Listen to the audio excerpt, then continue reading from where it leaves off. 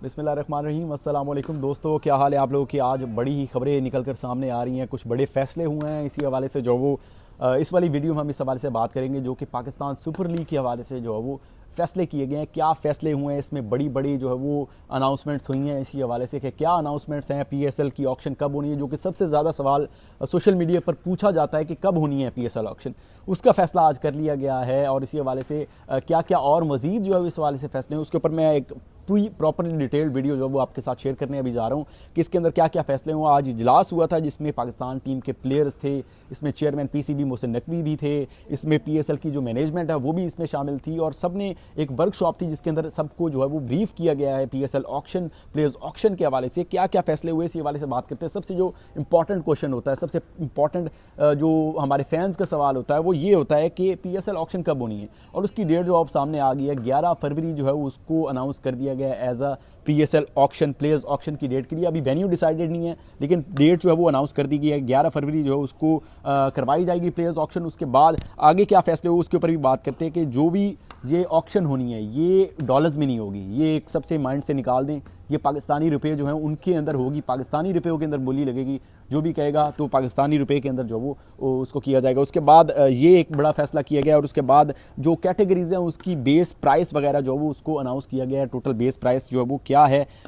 ये भी इसका भी कर गया। जो टॉप कैटेगरी है सबसे, उसकी बेस प्राइस 4 करोड़ 20 लाख रुपए जो है वो रखी गई है। तो एक बड़ी जो है वो प्राइस है जो टॉप कैटेगरी है जिसके अंदर बाबर शाहीन वगैरह, ये इस तरह से मैं आपको इजी वर्ड के अंदर समझा दूं तो ये उसमें शामिल हैं। उसके बाद जो दीगर कैटेगरीज हैं उसके अंदर दूसरे नंबर वाली जो कैटेगरी है उसकी 2 करोड़ और 20 लाख रखी गई है, जिसके बाद 1 करोड़ 10 लाख और उसके बाद 60 लाख जो है वो सबसे कम वाली जो बेस प्राइस है वो रखी गई है। इसके बाद अगर मैं आपको बताता चलूँ थोड़ी सी इसकी बेस प्राइस की डिटेल के अंदर अगर चले जाएँ तो ये जो बेस प्राइस हैं इसके अंदर अगर मिसाल के तौर पर जो सबसे 1 करोड़ 10 लाख से कम वाली जो बोली है उसके अंदर कम से कम एडिशन जो होता है प्लेयर, अब मैं मिसाल के तौर पे बोली लगा रहा हूँ किसी को, मुझे कम से कम 2.5 लाख रुपए पाकिस्तानी जो है वो बढ़ाने, इससे कम जो है वो मैं ऐड नहीं कर सकता कोई भी बोली लगाने पे। इसी तरह से जो 2.2 करोड़ जो है 2 करोड़ 20 लाख रुपए जो की बोली उससे नीचे की बोली होगी उसके अंदर कम से कम 5 लाख रुपया ऐड करना लाजमी होगा बोली के अंदर। इसी तरह से जो 4 करोड़ 20 लाख से कम वाली बोली है उसके लिए कम से कम आपको 10 लाख ऐड करने होंगे। और उसके बाद जो सबसे बड़ी बोली होगी जिसके अंदर 4 करोड़ 20 लाख से ज़्यादा की बोली है उसके अंदर कम से कम आपको 15 लाख रुपए पाकिस्तानी ऐड करने पड़ेंगे, तब जाकर बोली होगी। उसे कम की बोली नहीं लगा सकते, इससे ज़्यादा की लगाई जा सकती हैं। उसके बाद आगे जो डिसीजन लिया गया उसी हवाले से मैं आपको मजीद बताता हूँ कि हर फ्रेंचाइज जो कम से कम उनको 16 खिलाड़ी सेलेक्ट करने लाजमी होंगे, कम से कम 16 और ज़्यादा से ज़्यादा जो है वो 20 खिलाड़ी जो वो उनका जो है वो सिलेक्ट किए जा सकते हैं। इसके बाद जो वो अगली जो चीज़ है वो ये है कि जो गैर मुल्की खिलाड़ी, इंटरनेशनल खिलाड़ी हैं, उनको कम से कम स्क्वाड के अंदर आपके 5 प्लेयर्स इंटरनेशनल होने चाहिए और ज़्यादा से ज़्यादा जो है वो 7 प्लेयर्स आप रख सकते हैं, इससे ज़्यादा नहीं हो सकते और कम से कम जो है वो 5 हैं। और प्लेइंग 11 की बात करें तो प्लेइंग 11 के अंदर कम से कम भी हमने पहले भी पीएसएल के अंदर देखा है कि कम से कम जो वो 3 प्लेयर्स लाजमी होते हैं कि 3 आपने खिलाने ही खिलाने इंटरनेशनल प्लेयर हैं और ज़्यादा से ज़्यादा जो आप 4 प्लेयर खिला सकते हैं, इससे ज़्यादा जो है वो आप नहीं खिला सकते। तो ये इस हवाले से फैसला किया गया। उसके बाद जो हर टीम के लिए जो है वो 2 स्क्वाड के अंदर 2 अंडर 23 अनकैप खिलाड़ी जो है वो पीएसएल अपने स्क्वाड में शामिल करना उनके लिए लाजमी होगा। और जो प्लेइंग 11 है, प्लेइंग 11 में अंडर 21 का एक जो हम इसको इमर्जिंग कैटेगरी कहते थे, मैं आपको आसान अल्फाज के अंदर समझाऊं तो इमर्जिंग कैटेगरी वाला ये वही कैटेगरी है, उसके अंदर आपको एक प्लेयर अनकैप्ड अंडर 23 वाला खिलाना लाजमी होता है। ठीक है, ये आपको क्लियर हो गया। उसके बाद अगर हम चले जाएँ पीएसएल में जो प्लेयर्स रिटेन होंगे या फिर जो भी पिक होते हैं, टोटल स्क्वाड जिसका भी बनेगा वो टोटल उनका मुआहदा होगा 2 साल का।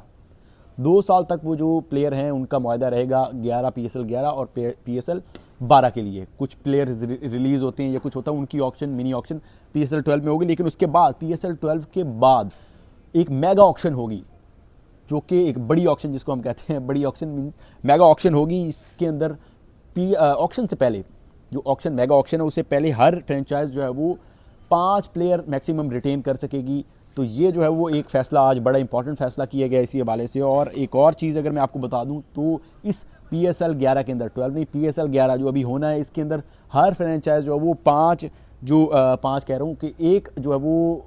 डायरेक्ट साइनिंग वो कर सकेगी।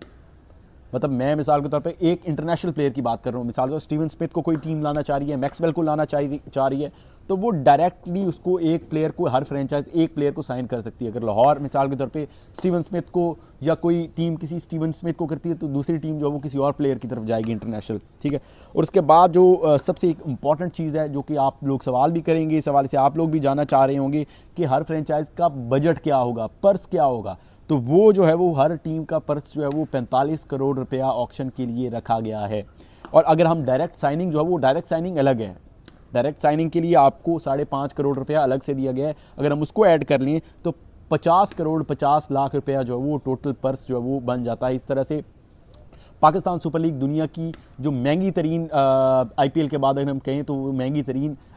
जो फ्रेंचाइजेज हैं जिनका बजट काफ़ी ज़्यादा होता है, तो वो उसके अंदर जो है वो PSL का नाम भी उसमें शामिल होगा। तो ये अब तक की बड़ी खबरें थी, मैंने कहा आप लोगों तक पहुंचा दें। और अगर आपको कोई कन्फ्यूजन हो इस चीज़ को लेकर के, क्या जो है वो इस हवाले से मज़ीद डिसीजन हुए हैं जिसका आप चाह रहे हो कि ये चीज़ जो हम मज़ीद जानना चाहते हैं, आपका सवाल हो, तो प्लीज़ कमेंट सेक्शन में इसके हवाले से ज़रूर बताइएगा। मैं आपको जो है वो उसको क्लियर करने की ज़रूर कोशिश करूँगा। साथ में वीडियो को प्लीज़ लाइक ज़रूर कीजिएगा और इवेंट्स एंड हैपनिंग के चैनल को सब्सक्राइब करना मत भूलिएगा। Thank you.